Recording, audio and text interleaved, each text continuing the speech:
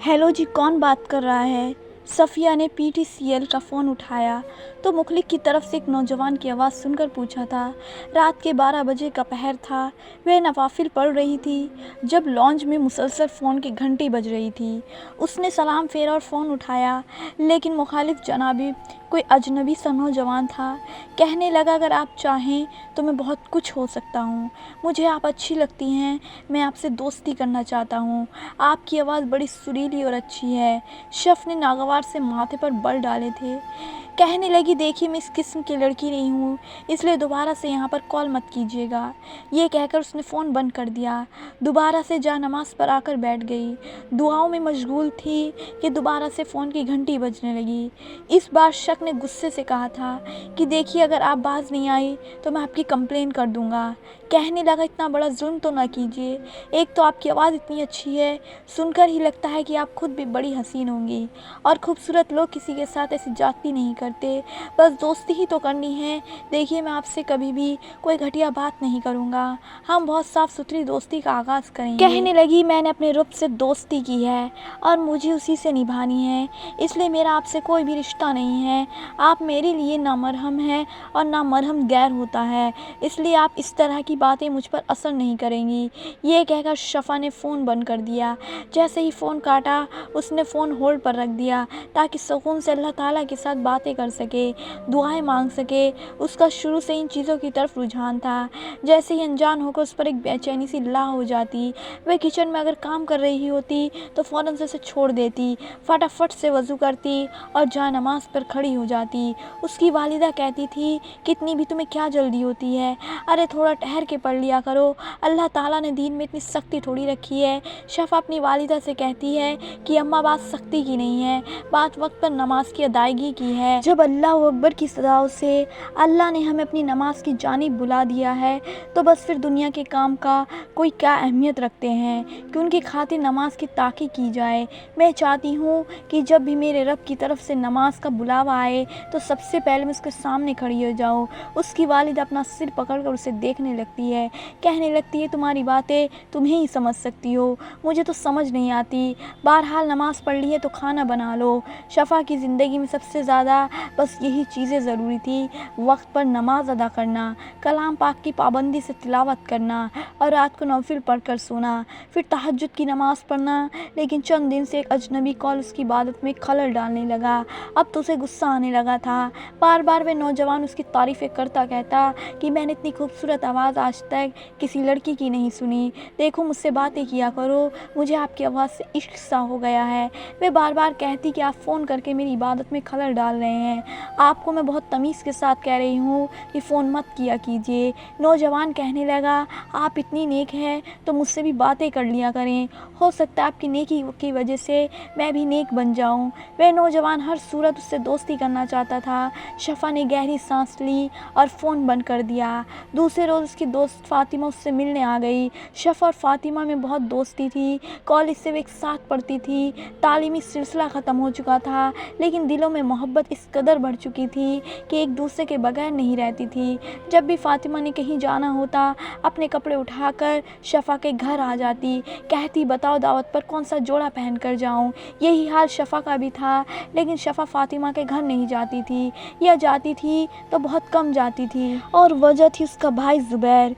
उनके और फ़ातिमा के घर के माहौल में बस ये फ़र्क था कि शफ़ा पर्दा करती थी, लेकिन फ़ातिमा ऐसा कुछ नहीं करती थी। वह जब भी शफ़ा के घर आती तो उसके भाइयों से भी सलाम कर लेती, हल्की फुल्की बातचीत भी कर लेती, लेकिन शफ़ा ने आज तक ऐसा नहीं किया था। उसे ये सब पसंद नहीं था। बाहर जाती थी तो चादर ओढ़ कर, उसका नकाब करके जाती थी, कोशिश करती थी कि उसका चेहरा कोई ना देखे। फ़ातिमा इस तरह की हरकतों से तंग आ जाती थी। कहती थी कि तुम हर वक्त खुद को लपेटे रखती हो और पर्दा दिल का होता है। अल्लाह ताला नियत पर इंसान को उसके अमाल का बदला देते हैं। ہیں تو وہ کہنے لگی دل تو پہلے ہی پردے میں ہے، اللہ کا حکم چہرہ چھپانا ہے، اور اگر اللہ نے ایسا حکم اوروں کے لیے رکھا ہے تو یہ یقیناً اس میں کوئی بہتری ہی ہوگی، مجھے اچھا نہیں لگتا کہ میرا چہرہ کوئی غیر مرد دیکھے۔ فاطمہ کہنے لگی توبہ توبہ، تم تو یوں ریئیکٹ کر رہی ہو جیسے بہت خوبصورت ہو۔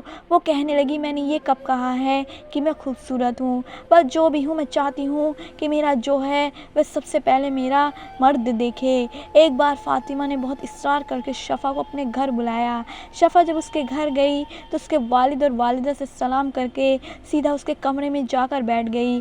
فاطمہ کہنے لگی کہ یہاں کوئی نہیں آئے گا، میرے علاوہ تم چاہو تو چادر اتار کر سکون سے بیٹھ سکتی ہو۔ گرمیوں کے دن تھے، وقت بھی دوپہر کا تھا، گرمی اپنی شدت پر تھی، پنکھے کی ہوا بھی حبس اور گرمی کی شدت کو کم کرنے کے لیے ناکافی تھی، اس لیے صوفیہ نے اپنی چادر ایک طرف رکھ دی، دوپٹہ سر پر اوڑھ لیا، لیکن تذبذب بھی فاطمہ نے جب اس کے چہرے پر بہتا ہوا پسینہ دیکھا تو کہنے لگی تم بیٹھو، میں تمہارے لیے ٹھنڈا شربت بنا کے لاتی ہوں۔ شفا کہنے لگی ہاں مجھے بہت گرمی لگ رہی ہے۔ بہرحال فاطمہ جلدی سے کمرے سے باہر چلی گئی اور شفا اس کے بیڈ پر بیٹھ گئی، دوپٹے سے اپنا پسینہ پوچھنے لگی۔ ابھی بس 5 منٹ ہی ہوئے تھے جب کمرے کا دروازہ کھلا، زبیر بڑی اجل میں کمرے میں داخل ہوا، کہنے لگا فاطمہ کی بچی، تم نے ابھی تک میرے کپڑے استری نہیں کیے، کیا تمہیں پتہ ہے میں نے دوست کی شادی میں جانا ہے؟ وہ اپنی ہی دھن میں بات کرتا ہوا کمرے میں داخل ہوا، لیکن سامنے فاطمہ کی جگہ شفا کو دیکھ کر وہی ٹھٹ کر رک گیا۔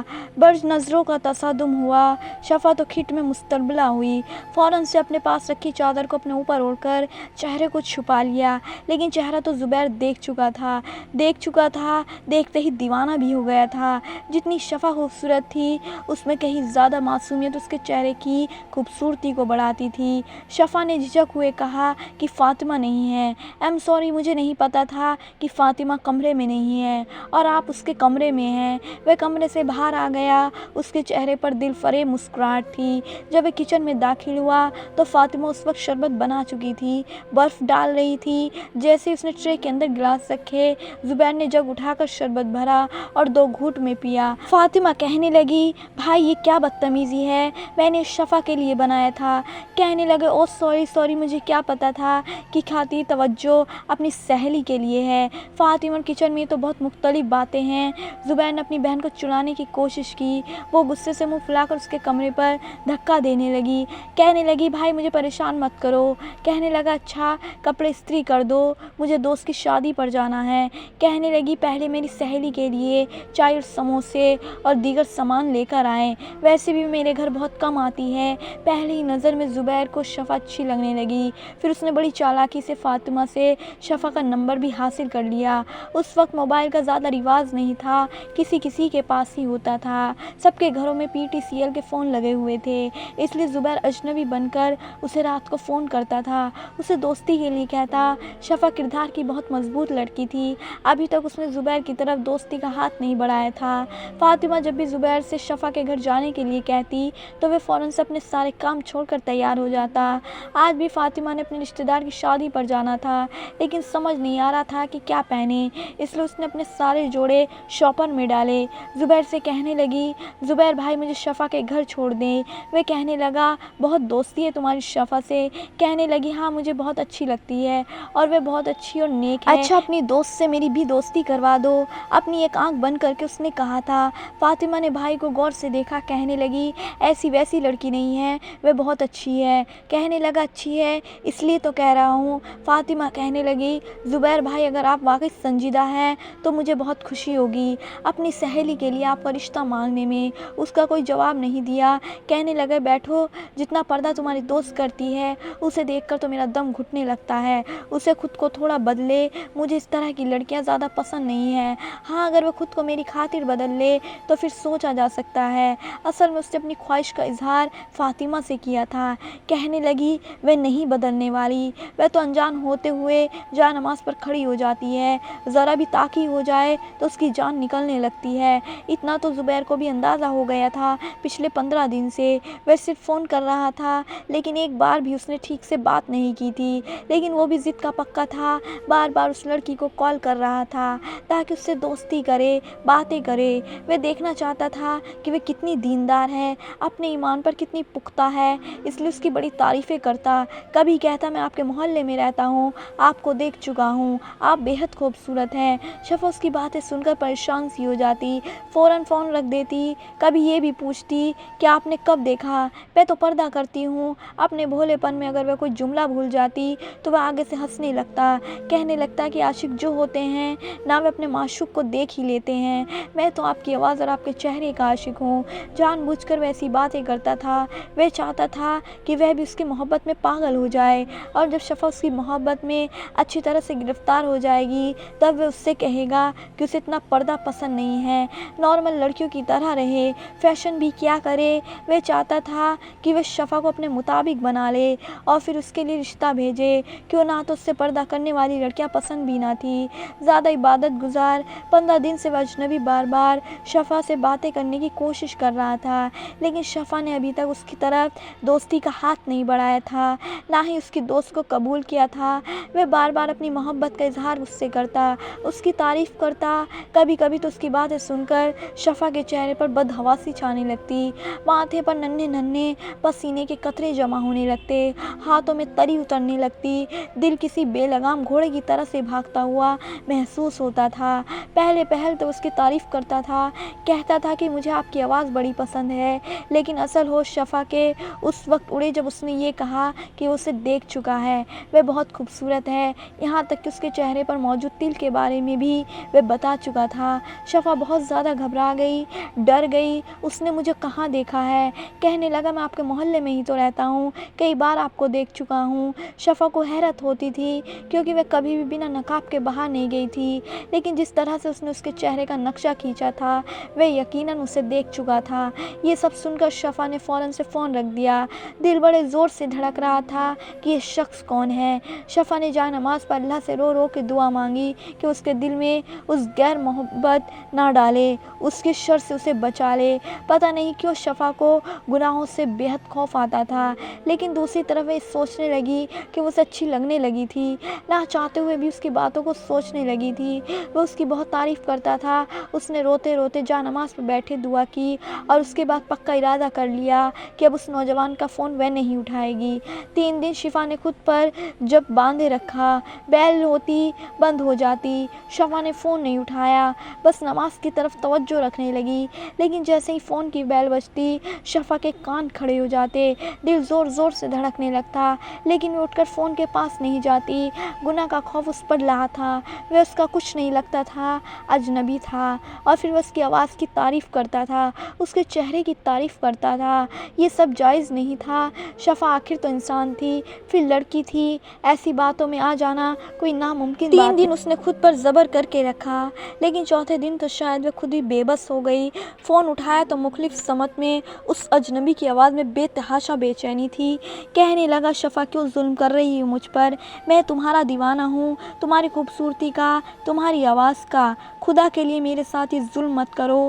کتنے دن سے تم نے فون نہیں اٹھایا اور یہ اتنی دوریاں میں نے کیسی کاٹی ہیں یہ میں جانتا ہوں۔ اس نوجوان کی آواز میں پتہ نہیں کیا تھا کہ شفا کے آنسو بہنے لگے، کیونکہ صبر تو اس نے بھی بڑی مشکل سے کیا تھا، نہ کرتے ہوئے بھی نہ چاہتے ہوئے بھی وہ اس کی باتوں میں آنے لگی تھی۔ ایسا لگ رہا تھا جیسے وہ نوجوان اپنے آنسوؤں پر جب باندھ رہا ہو، لیکن اپنے لہجے سے ظاہر نہیں کرنا چاہتا کہ وہ رو رہا ہے۔ خدا کے لیے بات نہیں کرنا چاہتی مت کرو، فون اٹھا کر بس اپنی آواز سنا دیا کرو۔ شفا نے کہا کہ آپ سچ میں مجھے چاہتے ہیں؟ کہنے لگا میں بہت زیادہ چاہتا ہوں، کس طرح سے تمہیں ثبوت دوں؟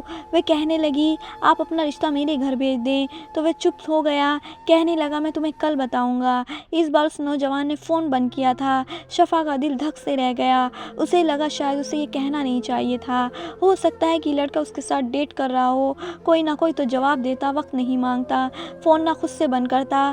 بار بار میں خود کو یاد دلاتی تو اس طرح سے کرنا یہ گناہ ہے، مجھے گناہ سے بچنا چاہیے، اللہ کے سامنے کیا جواب دوں گی؟ لیکن دل اس کی باتیں سنتا ہی کب تھا، اب وہ اس اجنبی کے نام پر دھڑکنے لگا تھا۔ دوسری طرف وہ مطمئن ہو گیا تھا، جو وہ چاہتا تھا وہ ہو چکا تھا، وہ شفا کو اپنی محبت میں مبتلا کرنا چاہتا تھا اور آج اس کی آواز کی بے چینی سن کر اور یہ سن کر وہ کہہ رہی تھی کہ رشتہ بھیج دو، وہ سمجھ گیا تھا کہ ٹیم نشانے پر لگ چکا ہے، اس لیے وہ بہت خوش تھا۔ اب وہ چاہتا تھا کہ اس پر اپنا حکم چلائے گا، اس سے کہے گا وہ پردہ چھوڑ دے، ایک بار اسے ریسٹورنٹ میں ملے، ملاقات کرے۔ بس ڈر تھا تو اس بات کا کہ اسے دیکھتے ہی وہ سمجھ جائے گی فاطمہ کا بھائی ہے، اور یہ بات شاید شفا کو اچھی نہ لگے کہ وہ اس کے دل عزیز دوست کا بھائی ہو کر اس کے ساتھ یہ سب کھیل کھیل رہا ہے، لیکن وہ یہ بھی چاہتا تھا کہ شفا اس کی محبت میں اچھی طرح گرفتار ہو کر خود کو اس کے مطابق ڈھال لے۔ شفا اب اس سے باتیں کرنے لگی اور اب تو وہ آہستہ آہستہ اس کی بہت سی باتیں ماننے بھی لگی۔ رات کو پڑھنے والی نوافل کی تعداد کم ہونے لگی۔ پہلے وہ روز رات کے 12 بجے 50 نوافل پڑھتی تھی، لیکن اب 10 پڑھ کر ہی باقی وقت زبیر سے باتیں کرنے لگی۔ اب تو وہ نماز کے دوران بھی زبیر کی باتوں کا خیال اسے آنے لگتا، بار بار خود کو جھٹک دیتی، لیکن اس کی باتیں ہی ایسی دل فریب تھی، اس کا جی چاہتا تھا کہ بس ان باتوں کو سوچتی رہے۔ رات کو سوتے وقت بھی اس کے چہرے پر دل فریب مسکراہٹ زبیر کی باتوں کی وجہ سے آتی، لیکن ہوش اس وقت آیا جب زبیر نے پہلی بار اس سے فرمائش کی کہ اس سے ملنا چاہتا ہے اور وہ انکار نہیں کر سکی۔ شفا کہنے لگی میں یہ نہیں کر سکتی۔ کہنے لگا کیا شفا تمہیں مجھ پر بھروسہ نہیں ہے؟ میں اپنے والد کے لیے بھیجنا چاہتا ہوں، بس نوکری کا تھوڑا سا مسئلہ ہے، پلیز ایک بار مجھ سے ملنے آ جاؤ۔ تمہارا جی نہیں چاہتا ہے تم مجھے دیکھو کہ میں کیسا ہوں؟ اور شفا کا دل بے چین سا ہوا، اس نے فوراً سے فون بند کر دیا۔ زبیر کا دوبارہ سے فون آیا۔ شفا سمجھ نہیں پا رہی تھی کہ کیسے انکار کرے۔ وہ کہنے لگا اگر تم مجھ سے ملنے نہیں آئی تو میں دوبارہ تم سے بات نہیں کروں گا، بے شک تم سے بات کیے بنا مجھے کچھ بھی ہو جائے، چاہے میں مر جاؤں۔ یہ کہہ کر زبیر نے فون بند کر دیا۔ شفا کے آنسو جاری ہو گئے کیونکہ محبت وہ اس سے ٹوٹ کر کرنے لگی تھی، لیکن اس کی ناجائز فرمائش کو پورا نہیں کرنا چاہتی تھی۔ وہ بہت پریشان تھی۔ 2 دن زبیر کا فون نہیں آیا۔ شفا کا رو رو کے برا حال تھا۔ 2 دن کے بعد جب زبیر کا فون آیا تو شفا اس کے سامنے ہتھیار ڈال چکی تھی۔ کہنے لگی وہ ملاقات کے لیے راضی ہے۔ زبیر کا تو جی چاہے کہ جھوم اٹھے، کیونکہ اب شفا وہی کرتی تھی جو زبیر اس سے کہتا تھا۔ اس نے جمعے کے دن شفا کو ایک ریسٹورنٹ میں بلایا۔ اسے اتنا اندازہ ہو گیا تھا کہ اگر اسے یہ بھی نہیں پتہ چل جائے کہ فاطمہ کا بھائی ہے تب یہ زبیر کی محبت سے انکار نہیں کر سکے گی، اور یہ نہیں جانتی اس کے ساتھ کیا ہونے والا ہے۔ زبیر بے تحاشا خوش تھا۔ اسی شام فاطمہ کہنے لگی کہ مجھے بازار جانا ہے، بھائی مجھے شفا کے گھر چھوڑ دیں، میں اس کے ساتھ بازار چلی جاؤں گی۔ زبیر کہنے لگا ٹھیک ہے بیٹھو۔ شفا کے گھر جانے کے لیے تو وہ ہر وقت تیار رہتا تھا۔ اس نے فاطمہ کو شفا کے گھر چھوڑا اور خود چلا گیا۔ فاطمہ کہنے لگی کہ شام 7 بجے لینے آ جائیے گا۔ وہ کہنے لگا ٹھیک ہے آ جاؤں گا۔ شفا اور فاطمہ بازار کے لیے جانے لگی تو عصر کی اذان ہو گئی۔ فاطمہ میں بس نماز پڑھ لو پھر چلتے ہیں۔ فاطمہ نے گھڑی کی طرف دیکھا، کہنے لگی شفا آلریڈی لیٹ ہو گئے ہیں، آ کے نماز پڑھ لینا، مجھے گھر بھی جلدی جانا ہے۔ زبیر بھائی 7 بجے آ جائیں گے اور تمہیں پتہ ہے بازار میں کتنا وقت لگ جاتا ہے۔ شفا کہنے لگی میری نماز قضا ہو جائے گی۔ فاطمہ کہنے لگی تو کیا ہوا، ہر وقت تو نماز پڑھتے ہو، ایسا کرو مغرب کے ساتھ قضا کر لینا۔ شفا کہنے لگی نہیں میں وقت پر ہی نماز پڑھ کے آتی ہوں، ویسے بھی زندگی کا کوئی بھروسہ تھوڑی ہے، اگر مر گئی تو اللہ کو کیا جواب دوں گی، فرض نماز بھی وقت پر ادا نہیں کی۔ فاطمہ کہنے لگی جلدی جلدی پڑھو۔ شفا نے نماز پڑھی اور اپنے اوپر چادر اوڑھ کر نقاب کیا اور پھر فاطمہ کے ساتھ بازار چلی گئی۔ فاطمہ جہاں جاتی بہت وقت لگاتی تھی، ایک چیز لینے کے لیے 4 دکانوں کی کھاک چھانتی تھی، کافی وقت لگ گیا تھا۔ فاطمہ کی شاپنگ ختم ہونے نہیں آ رہی تھی۔ اپنی شاپنگ سے فارغ ہو کر کہنے لگی شفا تمہیں جو لینا ہے جلدی سے لے لو۔ شفا کہنے لگی میں نے تو بس ایک سفید کپڑا لینا ہے، کڑھائی کروانی اس پر عید آنے والی ہے تو سفید جوڑا پہنوں گی۔ اصل بات یہ تھی کہ زبیر نے شفا سے یہی فرمائش کی تھی کہ تم مجھ سے جب ملنے آؤ تو سفید کڑھائی والا جوڑا پہن کر آنا۔ فاطمہ اسے کپڑے کی دکان کے سامنے لے گئی، سامنے کھڑے دکاندار سے کہا کہ سفید رنگ کا کپڑا دکھائے جو کہ اچھی کوالٹی کا ہو۔ اس نے بہت سارے سفید رنگ کے تھان ان کے سامنے رکھ دیے، لیکن ان تھانوں کے بیچ میں ایک سفید رنگ کا کپڑا تھا جو کہ اتنا इतना था कि शफ़ा का सूट सिल जाता। शफ़ा ने वह उठा लिया, कहने लगी, भाई ऐसा करें ये दे दें, ये तो आपको काटना भी नहीं पड़ेगा। उस दुकानदार ने जब उसके हाथ में कपड़ा देखा तो शफ़ा से फ़ौरन से वो कपड़ा छीन लिया। कहने लगा, नहीं बीबी, ये कपड़ा नहीं दे सकता, ये बिक चुका है, आप थान में से कोई और सा कपड़ा पसंद कर लें, मैं आपको काट के दे देता हूँ। शफ़ा कहने लगी, मुझे यही कपड़ा पसंद है, आप मुझे यही दे दें प्लीज़। दुकानदार कहने लगा, मैं आपसे कह चुका हूँ कि ये बिक चुका है, ये मैं आपको किसी कीमत पर नहीं दे सकता। शफ़ा कहने लगी, ठीक है, आप इसकी कीमत मुझसे कुछ ज़्यादा ले लें, लेकिन आप मुझे यही दे दें। शफ़ा ने पर्स में से पैसे निकालने चाहें तो वह दुकानदार कहने लगा कि देखें, कफ़न का कपड़ा है, मैं आपको ये नहीं दे सकता, मुझे नहीं लगता आपको कफ़न का कपड़ा अपने लिए लेना चाहिए। ये सुनना था कि शफ़ा का रंग उड़ा था, दिल बारीकी से धड़का था। वह फ़ौरन दुकान से बाहर निकल गई। फ़ातिमा उसकी आवाज़ें देने लगी, वह उसकी उजल को समझ ना पाई। मार्केट से निकल कर कहने लगी कि किसी दूसरी दुकान से ख़रीद लेते हैं, क्या हुआ तुम्हें? लेकिन शफ़ा के चेहरे पर पसीना बहने लगा। कहने लगी, मुझे बहुत घबराहट हो रही है, बस वापस घर चलते हैं, मुझे नहीं लेना सफ़ेद कपड़ा। वह कहने लगी, फ़ोन करके मेरा दिमाग ख़राब कर दिया था कि तुम्हें आज सफ़ेद कपड़ा चाहिए, तुमने घर में सिलवाना है, अब तुम कह रही हो तुम्हें नहीं चाहिए। नहीं, मुझे नहीं चाहिए, चलो घर वापस चलो। फ़ातिमा और शिफा वापस घर आ चुके थे। 7 बजे ज़ुबैर फ़ातिमा को लेने गया। फ़ातिमा घर वापस आ गई, लेकिन शफ़ा की बेचैनी उरूज पर थी। जाए नमाज बिछाए रोए जा रही थी। कहने लगी, अल्लाह, मुझसे बहुत बड़ी गलती होने वाली थी, मुझे नहीं पता कि मेरी ज़िंदगी कितनी है और कितनी नहीं, और मैं कितना बड़ा गुनाह करने जा रही थी। मैं सफ़ेद कढ़ाई वाला सूट पहनकर एक ना शख्स की मुलाकात के लिए जाने वाली थी। खुदा न खास्ता मैं मर जाती तो अपने रब को क्या मुंह दिखाती। वह सोच चुकी थी कि वह ज़ुबैर से मिलने नहीं जाएगी, लेकिन ज़ुबैर की मोहब्बत दिल से निकाल नहीं पा रही थी। इस पर ज़ुबैर की नाराज़गी का खौफ था कि ये ना हो कि ज़ुबैर नाराज़ हो जाए। वह डिप्रेशन का शिकार थी। जुमे की सुबह ज़ुबैर बहुत खुश था। वह जानता था कि आज वह शफ़ा से मुलाकात करेगा और उसके बाद फ़ौरन से अपना रिश्ता भेज देगा, शादी में भी देर नहीं करेगा, क्योंकि वह नौकरी वो पहले से ही करता था। वो इन्हीं सोच में गुम था जब फ़ातिमा बदहवा उसके कमरे में दाखिल हुई। आंखों से आंसू बह रहे थे। कहने लगी, ज़ुबैर भाई, मुझे जल्दी से शफ़ा के घर ले जाएं, उसकी अम्मा का फ़ोन आया है, शफ़ा की तबीयत बहुत ख़राब है। ये सुनकर ज़ुबैर परेशान हुआ था। कहने लगा, क्या हुआ? शफ़ा को कहने लगी, मुझे नहीं पता, जल्दी चलो। वह उसे शफ़ा के घर ले गया, लेकिन शफ़ा के घर से रोने की आवाज़ें आ रही थी। तो ज़ुबैर का दिल जैसे धड़कना भूल गया। बेइख्तियार वह फ़ातिमा के साथ शफ़ा के घर में दाखिल हुआ। उसकी वालिद और वालिदा बेतहाशा रोए जा रहे थे, कह रहे थे कि शफ़ा का इंतकाल हो गया। ये सुनना था कि ज़ुबैर को लगा किसी ने उसके जिस्म से रूह खींच ली। ज़ुबैर तो फूट फूट के रो भी नहीं सकता था, समझ नहीं पा रहा था ये कैसे हो गया।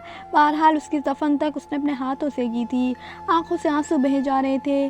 जब घर आए तो फ़ातिमा ने कहा, भाई आपको पता है शफ़ा किसी से मोहब्बत करती थी, मेरे नाम एक ख़त छोड़ गई है कि मैं उस अजनबी को फ़ोन करके उसका पैगाम दे दूँ। फिर उसने वह ख़त मेरे हाथ में थमा दिया। मैं हैरत से फ़ातिमा को देख रहा था। कहने लगी, इस पर आपका नंबर लिखा है, मैं नहीं जानती थी आप मेरी दोस्त से इतनी बड़ी आजमाइश ले सकते हैं। ये ख़त आपके नाम है, इसे पढ़ लीजिएगा। अपने कांपते हाथों में उसने वह ख़त पढ़ा था। आंसू तवातर से बह रहे थे। उसमें लिखा था कि फ़ातिमा इस नंबर पर कॉल करके कह देना कि शफ़ा अपने रब को नाराज़ नहीं कर सकती, क्योंकि ज़िंदगी का कोई भरोसा नहीं है। लेकिन ये भी सच है कि उससे बहुत मोहब्बत करती है, लेकिन उसकी मोहब्बत की खातिर अल्लाह को नाराज़ नहीं कर सकती, इसलिए उससे मुलाकात करने नहीं जाएगी। ख़त पढ़कर ज़ुबैर फूट फूट कर रो रहा था।